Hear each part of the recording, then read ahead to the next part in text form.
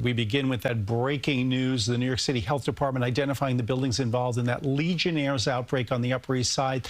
The disease cluster has sickened nearly 46 people, sent more than 20 people to the hospital.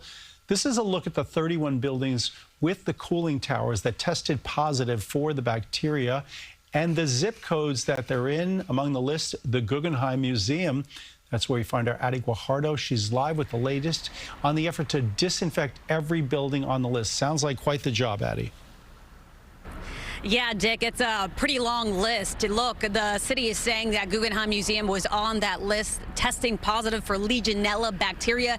They say since then, their cooling tower here has been fully disinfected. Now, others released on this list include a Whole Foods, schools, doctor's office, and residential buildings. The city says a positive PCR test result does not confirm that a building cooling tower is the source of an outbreak. They say more testing is in the works to determine that. Now, while they wait for those results, the health department says out of an abundance of caution, all the buildings on the list you see and all the buildings on this map right here have been ordered to drain, clean, and disinfect. Now, I want you to take a look at this other map that we have for you right here.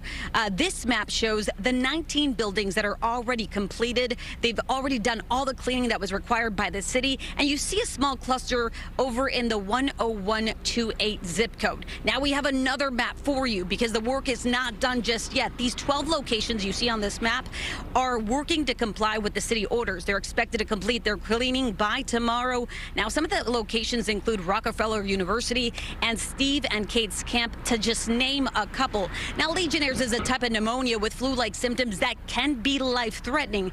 The latest health department data shows 46 cases and 22 hospitalizations. The disease does not spread person to person, but one can be exposed by simply breathing the mist from a contaminated tower. That means you could be outside breathing in that mist, and that's how you can get exposed to it. Now, medical experts say the mist can travel several city blocks. Identified this cluster early.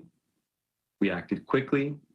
We have not stopped since. I want to hit this point that the mist from the cooling tower is in the outside air, and there's no additional risk from going inside any one of these buildings. Are you concerned about potentially being exposed to this? Of course, but there's nothing I could do. I have to breathe. I mean, I could stay home, I suppose. But if I start to cough, I'll go right to the hospital.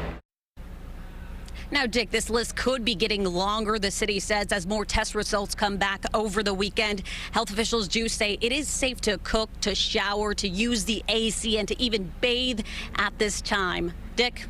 You know, Addie, I find it interesting that the health commissioner there said, you know, you go in the building, there's no risk.